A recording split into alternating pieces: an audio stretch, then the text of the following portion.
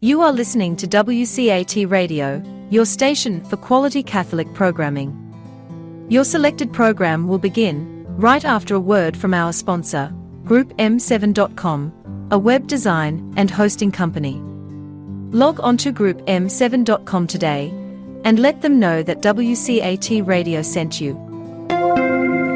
You know, when you hire a company to do work for your company, like an electrician or an accounting firm or a web services company, references are absolutely critical because a company is known by the company it keeps. I'm Michael Mahfood with Group M7 Design, the oldest and largest web services company in East Texas with clients all over the country. And I wouldn't be doing this commercial if Group M7 didn't have Google's highest rated reference on their search engine under Website Design Tyler. In fact, we are rated higher than all of our competitors combined, 48 to be exact. Well, heck, after 26 years, I'd be personally devastated if we weren't number one. Look at our giant portfolio of hundreds and hundreds of our sites at the portfolio section at GroupM7.com. Then it'll make sense to you when I say that, well, since 1995, there's only one web and there's only one group, and it's the highly rated Group M7 Design.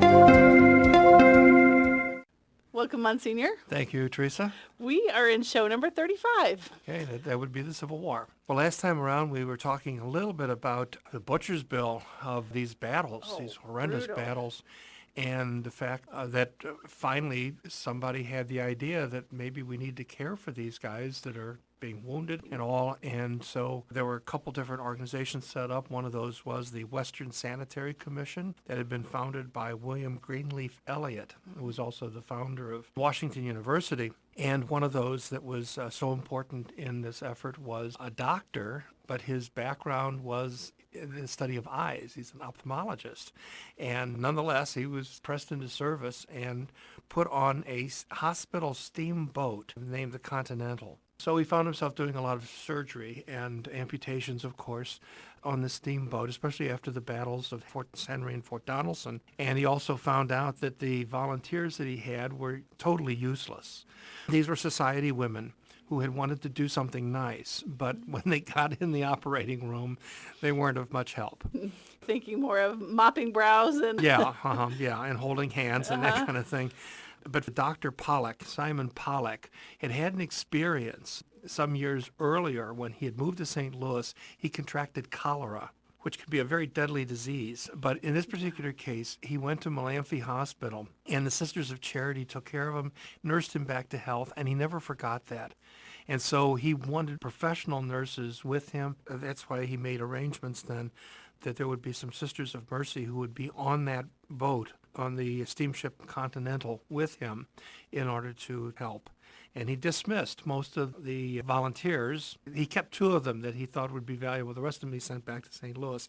Well, this caused a big rift between Dr. Pollack on the one hand and William Greenleaf Eliot on the other, because Eliot did not want the sisters to have anything to do with the war effort. And it had nothing to do with being nice to them. It was just the opposite. He had a prejudice against these Catholic religious sisters. And that's just the way that was. And he wasn't alone either. Now, so what happened was that the Continental then would bring these wounded to St. Louis, and the Union soldiers would be sent to City Hospital, which was the municipal hospital. And then the Confederate soldiers would be sent to the Sisters of Charity Hospital, the Malamphy Hospital. And if you were a Confederate and you were not wounded, you ended up in the Gratiot Street Prison, which we'll talk a little bit about a little later on. What happened was that Dr. Pollack then turned around and rented a carriage so that the Sisters of Mercy could be taken to their hospital rather than having to walk that distance. It wasn't all that big of a distance, but nonetheless. And then he turned around and charged the expense to the Western Sanitary Commission. Well, Eliot was livid over all of that, and he went on to complain that when Dr. Pollack sent the sisters to minister to the wounded Union soldiers in the public hospital, again, Eliot was very upset about this, and also the sisters were making visits of charity to the Confederate prisoners at the Gratiot Street Prison. Father Patrick Ryan was also, at the direction of the Archbishop, Later on, he'll become the Archbishop of Philadelphia, Oh, okay. Archbishop Brian. But at this point, he's going over and taking care of the needs. We'll talk about the prison a little bit later on. The living conditions there were absolutely terrible. Eliot then countered by getting all of the members of the Western Sanitary Commission to sign a letter of protest. And they sent it to the War Department demanding that no Catholic sisters be allowed in the city hospitals or in the federal prisons. The reason for this was, and this has something to do with Eliot's prejudice against these Catholic nuns, is that he claimed without any bit of evidence that they had Southern sympathies and were not to be trusted. Oh. Well, in the end, it was Dr. Pollock that simply said that he could not work under those conditions with the Western Sanitary Commission, and so he left. Now, you need doctors, and so the government persuaded him to stay, but this time he would be working under the United States Sanitary Commission.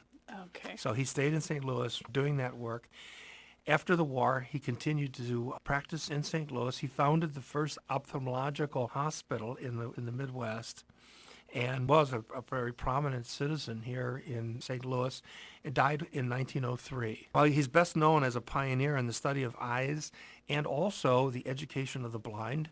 I believe he was the founder of the Missouri School for the Blind here in St. Louis. But the Catholic community, I should hope, would remember this Jewish physician for his chivalrous defense of those Catholic sisters during the Civil War. That's really, really something. Yeah, he was a neat guy. Say that one more time, though. Go back to he was the pioneer in the study of... Ophthalmology. In ophthalmology, Yeah. okay. Yeah, he had studied it over in Europe, and I think the University of Prague, it said, and then came to the United States because of the anti-Semitism that was rampant in Central Europe at the time, and found a home here in St. Louis.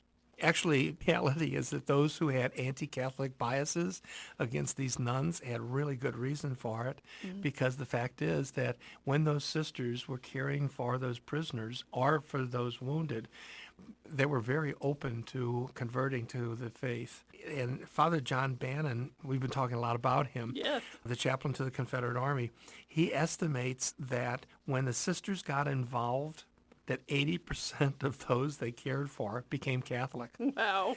Yeah, and he's got a wonderful little story of an encounter. I'd like to read you.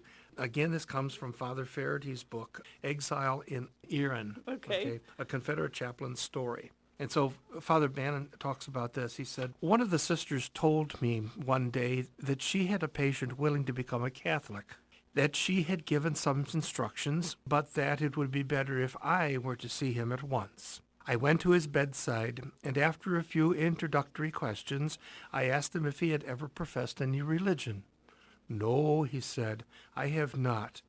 But I've made arrangements about that now. I have settled it all with the sister. Quite right, I replied. But it would be well for me to have a little talk with you. Now, I tell you what, mister, replied the patient. There's no use of you coming talking to me. I belong to the sister's religion, and that's enough. Oh. So Father Bannon says, well, exactly, and so do I. I'm a priest of that very religion, the Catholic religion, and I've come to see what I can do for you. He would, however, not be satisfied until he called the sister and learned from her that all was right and proper.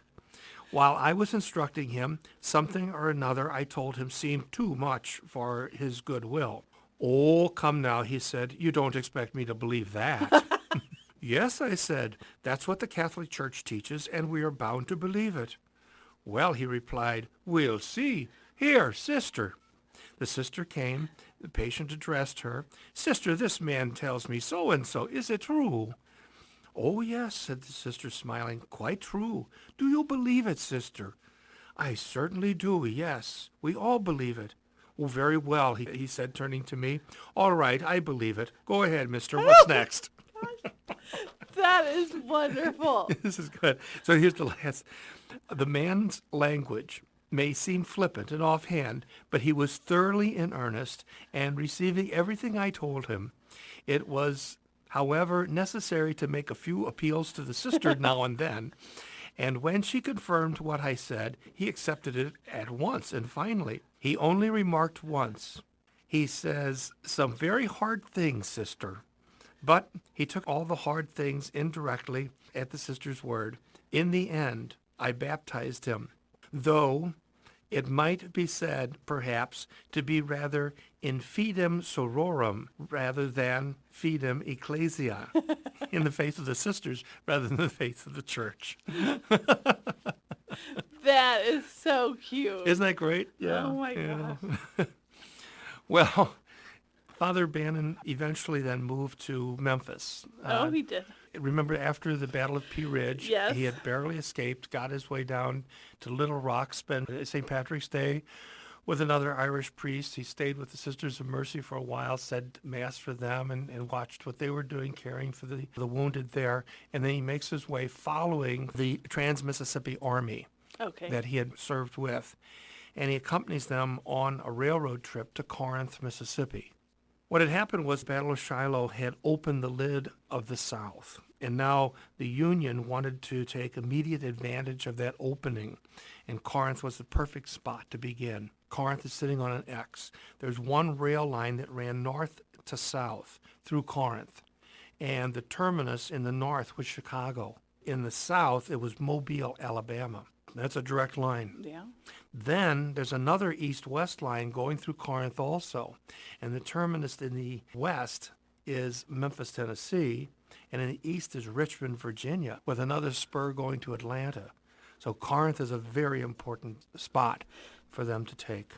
That's pretty close to trans-country at that point, isn't Yeah. it? It goes, yeah. Yeah, and now they both sides have come to realize the value of shipping troops by rail. Sure. That's really important. Well, early blood is drawn when General Sterling Price from Missouri caught the Union Army under General William Rosecrans napping in a town called Iuka, some 24 miles east of Corinth. And the Federals then fled, and when they did, they left behind some of their supplies. Oh. Unfortunately for the Confederates, not a lot of gunpowder, but they left some other rarities behind, including, as Father Bannon points out, mustard, ketchup, and vinegar. This is stuff these guys had not tasted since the beginning of the war. Oh, well, if you don't have condiments, you really notice it. Yeah. Well, the feast was short-lived. Oh, yeah, well. Yeah. All things come to an end. That's right. And Grant was not a happy camper when he found out about this, and so he ordered a counterattack. And he had two divisions under General E.O. Ord to strike from the northwest, and Rosecrans was ordered to come up from the southeast. So Sterling Price made a successful withdrawal from Iuka, and he joined up with the rest of the Confederate forces under General Earl Van Dorn, who is the man. Saw him in Arkansas. That's right, yeah, at Pea Ridge. Well, now he's at Ripley, and he's combining the armies together. He's about 20 miles southwest of Corinth itself. Van Dorn, remember, is smarting by the fact that he had been defeated at Pea Ridge. That was supposed to be a Confederate victory, and because of circumstances, that didn't happen. So now he's going to redeem his glory. He's going to attack Corinth. It turns out to be another bloody affair, and it turns out not to be to Van Dorn's glory. Price is successful. He attacks in Corinth. He attacks on the left flank and is able to carry the fortifications of the town and drive the Union forces actually back into the center of the town itself. So Price is successful on the left. On the right flank, Van Dorn is not. He's not even able to get to the fortifications themselves. It's another case of using 18th century tactics with 19th century weapons. He's lining these guys up on a battlefield and then marching them forward. Yeah, and by now you've got the rifled musket that has tripled the range. In the 18th century, it's going to be a bloody affair, but the fact of the matter is that the defending side gets one shot. It's a dynamic between how fast can you run and how fast can you reload. At 60 to 80 yards, a man can run really fast if somebody's trying to load a gun on him. And what happens then is you get into a melee, and then it's hand-to-hand combat. But when you get to the 19th century and you've got these rifled muskets, now you're going to have to run 150, 200 yards. No, he won't do it. What'll happen is he'll reload and you'll be right in the face of it. So it's just a terrible slaughter. And this is the Second Battle of Corinth. The results are shown. The Union lost 315 men killed and 1,812 wounded. The Confederates lost over 2,000 killed and wounded. At that time, quite frankly, as we were talking about Dr. Pollard and the sisters, if you were wounded and you had to have one of your limbs amputated, there was an 80% chance that you would die in surgery. So being wounded is almost as bad as being dead. Well, after the battle is over, Father Bannon was almost again captured because he was tending some wounded in an ambulance wagon. And instead, he makes his way south to Vicksburg, Mississippi. And there he's going to join what's left of Price's army. Now, Price has already lost 500 men at Corinth from that fruitless attack that he had. He himself, Price himself, is called to Richmond. And so he's going to go off, and then later he's going to be given the assignment to go back to Arkansas and Missouri and to try to, once again, take the state. There's no chance, but he's going to try. But that's the last time he's going to see his own men.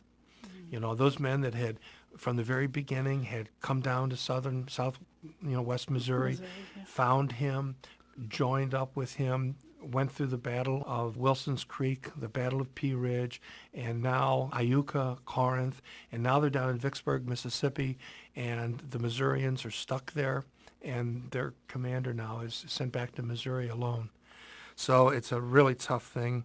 Father Bannon arrives in Vicksburg on January 2nd of 1863. And nobody knew, of course, that 1863 was going to be the bloodiest year, or the bloodiest war in American history. And two battles are going to be fought simultaneously, two of the most bloody battles of the war, one of them in Gettysburg and one of them in Vicksburg. Those two battles will decide the war. Well, Father Bannon joins up with the 1st Missouri Unit in Grand Gulf, which is south of Vicksburg itself. And on the last Sunday of March of 1863, he's saying Mass for the soldiers there and giving communion. He makes a note that he gave communion to 43 men that day. Later that evening, he's conducting a Vespers service by the light of the campfire when word came that they were about to be attacked. And so everyone broke up right away. These were federal gunboats that were on the river themselves, and they're going to begin shelling the Confederate position. 3 gunboats, and they're firing away at the 1st Missouri's fortification. The rebels return fire. And little damage is done on either side because, frankly, the Confederate guns couldn't penetrate the armor on those federal gunboats.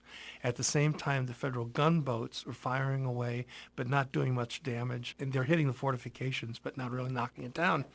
And the only casualties in that firefight were 2 Confederate artillerymen who died when their Parrott gun exploded.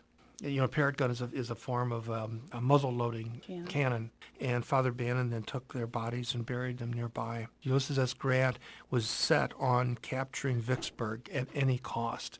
He tried everything. For one thing, he tried to redirect the Mississippi River and dug a huge canal, and it didn't work. He's going to try all kinds of other maneuvers, and it's just going to be really difficult. So he does lay siege to the city and literally surrounds it. Vicksburg is the last holdout on the Mississippi River. Everything else has been taken. New Orleans, Memphis, Cairo, the whole works. And so he then begins an artillery assault on Grand Gulf, which we've just talked about, and it fails. So now what he does is he ships 23,000 soldiers across the Mississippi, south of Grand Gulf, in order to come up and attack there and begin a land assault. The Confederates had 5,500 men against 23,000. The general was General John Bowen, and he does the best he can to stem the tide, but just the weight of the Union arms is just too great. Mm-hmm. And throughout May 1st and May 2nd of 1863, he finds himself having to retreat. They gave up Grand Gulf, and they slowly began moving back toward Vicksburg, and they stopped at the north side of a bayou. So there's this little stream, this little bayou. It's called Bayou Pierre. That's when they're going to make their stand and try to stem the attack. Right. Well, it turns out that this is a place in which Father Bannon's courage is seen. And again, I want to turn back to Father Faraday's book and read a little section. This is a great little book, by the way. And I'd really recommend it to anybody. I think it's one of Father Faraday's best. It just really reads great. But listen to this. This is coming from a soldier who was there. He witnesses this, and then he gives a talk, and then a historian in the 1930s recounts this. And so this is Father Faraday's description of this historian. He says this: upon one occasion when both armies were stationed and entrenched on either side of a river, he was on the extreme right of the Confederate line. He learned that an officer was mortally wounded on the extreme left and was anxious to see a priest. Father Bannon immediately mounted his horse, before the firing had ceased, started to gallop more than a mile to the position to which the officer was stationed. His commanding figure, of course, remember he's 6'4". Right. Yeah. Of course, enabled him to be recognized, and the troops on both sides, Federal and Confederate, struck by his heroism, started up from their trenches, ceased firing, and cheered him loudly. Wow. Yeah. The same recognition of his devotion and courage was repeated on his return journey. Wow. This is some guy, you know? Both sides recognized him and stopped firing. Stopped firing until he got back to his position. Then they would start shooting at each other again. That really says something. It really does. Yeah, I kept thinking, how many people died in between where he was riding from there over to this, Yeah. Wow. Yeah. That's amazing. It's neat, yeah. That is really impressive. Yeah. Well, throughout May of 1863, the Union grip on Vicksburg tightened and tightened. The strategy was known as the Python policy. The city was under extreme siege. Every day, all day long, artillery pounded the city, and then Union snipers would shoot at anything that moved. The Confederate wounded were taken to a school building, and they were nursed by 6 Sisters of Mercy. Now, these sisters had not been trained in nursing. Yeah, they actually had come to Vicksburg 2 years before the war started, 1859, to open a school. Okay. So these are teachers, but there they were. And they received some nursing assistance or help from 3 Sisters of Charity who had actually snuck through the Union lines, the battle lines, into the city of Vicksburg in order to help the wounded. Wow. Yeah, wow is right.